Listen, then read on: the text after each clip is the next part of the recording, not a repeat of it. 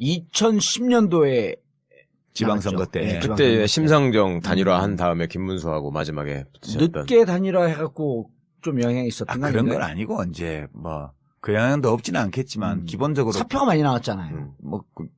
진표수만큼 사표가 나왔는데 그렇죠. 뭐 그거는 부차적인 거고 이제 시골 지역에서 너무 많이 져가지고 대도시 지역에서는 조금밖에 못 경기도 이기고. 농촌 지역에서. 그래서 김문수 씨가 개발 공약을 가지고 그렇게 그렇죠. 뭐 GTX-니 뭐니 네. 되지도 않을 거 그 사기 공약 가지고 이렇게 하는데 이게 안 막아지더라고요. 그 아무리 사실을 얘기를 해도. 그래서 졌죠.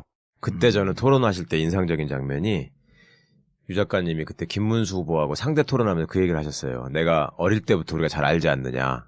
그런 얘기 하면서 김문수 지사하고? 김문수 씨한테 내가 아는 김문수라는 사람이 저 한나라당 같은 당에 들어가가지고 그 안에서 살기가 편하지 않았을 텐데 되게 힘들었을 텐데 어떻게 견디는지 모르겠다. 이거를 말씀을 하셨는데 사실은 그 말씀에 녹아있는 얘기들이 저는 되게 이게 느껴졌었거든요. 근데 솔직히 그러니까 김문수 씨가 그때 답을 뭐라고 받았냐면요. 별로 할 말이 없으니까 갑자기 자기 개인적인 인연을 얘기하면서 유 작가님 동생 유시주 선생이 있거든요. 예. 그 양반을 얘기하면서 내가 거기도 가깝고 뭐 같이 감방 갔을 때 뭐 누가 또 같이 면회도 했고 뭐 이런 식의 옛날 추억으로 그냥 묻어가려고 하는 식으로 대충 넘어갔는데 그거 누가 물어봤어? 아니 그러니까 네. 달리 변명할 게 없으니까 뭐 우리가 사실은 뭐 같은 생각을 하면서 친한 사이 아니었냐 나를 너무 까지 말라라는 식으로 방어막을 치는 것처럼 보였어요. 네. 그런데 김문수 같은 사람 보면 무슨 생각이 드세요? 정말? 아니 지금 거기가 있어 이제 그 양반 소속구가 제일 그 부러워해.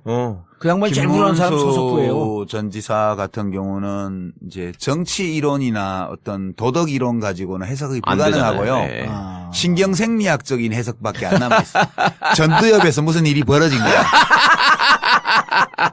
아니 그거 말고는 해석할 길이 없어요. 우리가 보통 어떤 사람이 젊었을 때와 전혀 다른 행동을 할 때 변절했다 뭐 어쨌다 비난을 하잖아요. 근데 그게 아닌 것 같아. 그냥 그거는 김문수 씨 자신도 어떻게 할 수 없는 것 같아. 전두엽에서 왜 우리가 중2병 걸려서 아들들이 막 인간 같지 않은 행동을 하잖아요. 여자애들도 그렇고 남자애들도 그렇고 중1, 중2 때 인간 같지 않은 말과 행동을 해요. 지랄 총량의 법칙이라고. 네, 근데 그거를 부모들이 못 견뎌주고 지랄 총량의 법칙이 못 견디고 이렇게 하다 보면 아이하고 정서적인 유대가 깨져서 그렇죠. 가정불화가 생기고 그래요. 근데 꼭 참아주고 믿어주고 이렇게 하면 정말 어느 날 갑자기 바뀌더라고요. 그 김문수를 참아주고 믿어주라는 말씀이세요 아니죠. 지금? 아니죠. 이거는 그 반대의 게 있어요. 고문을 해라 고문을. 그러니까 인간 같지 않은 말과 행동을 하던 아이가 어느 날 갑자기 딱 인간이 돼요. 이유가 뭘 것 같아요? 전두엽 발달 때. 그 나이에 네가 사춘기 이른바 반항기를 통과하는 그때가 뇌과학으로. 예, 우리 전두엽 아니 저 얘기를 저렇게 진지하게 얘기해. 진짜입니다. 우리 전두엽 전두엽 부분에서 그런 타인과의 관계 배려 맞아요. 이런 논리적인 맥락 이런 걸 다 관장하잖아요. 그게 아이들마다 그 전두엽 분야 부분이 기능이 확충되는 시기가 다 다르대요. 근데 일반적으로 그게 사춘기래요. 그게 뇌가 폭발하는 거예요, 그때. 김문수 인제 사춘기가 온 거야? 그렇지, 아니지. 그 반대의 과정이 진행된 거라고 봐야지.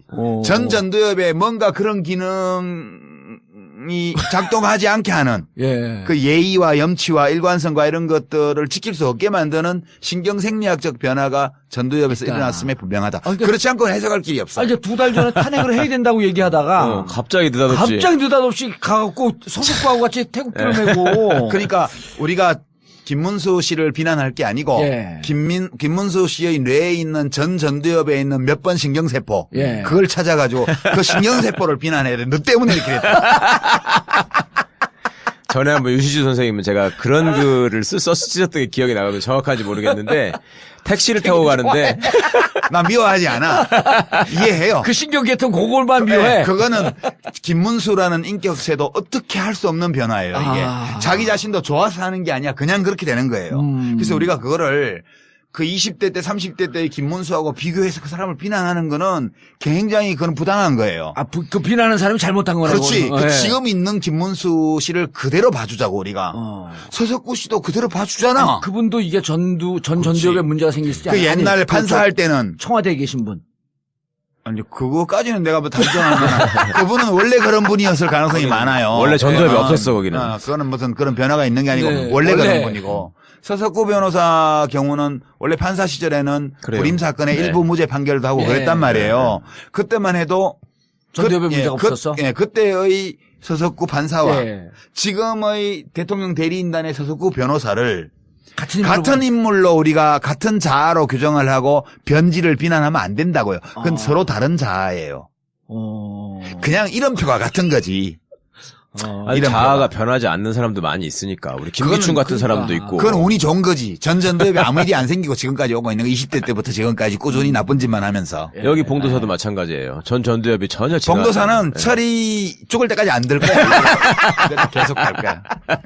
그 우리 부모님이 포항제철에 넣고 싶어 했어요. 철 좀 들으라고. 아, 이것도 아재 개근데, 씨. 넘어가는 거야, 그냥. 아유, 정말. 아니, 그런데 이제 제가 왜 자꾸 대선 얘기를 하냐 하면 지금 그 문재인 후보와 후보라고 얘기해. 안희정 후보가 같은 이제 친노의 뿌리라고 얘기를 하잖아요. 예. 근데 친노의 뿌리라고 하면 또 우리 유 작가님이 제일 잘 아시잖아. 나는 뿌리는 아니지. 나는 격가지지. 친노. 아니 2002년서부터 어쨌든 같이 활동을 한 거 아니에요. 그러니까 노무현 대통령이 그 얘기가 궁금해. 노무현 대통령이 국회의원이 되기 되기 전에 전부터 관계를 그게, 맺었던 그렇죠. 사람들이 친노. 선골이야.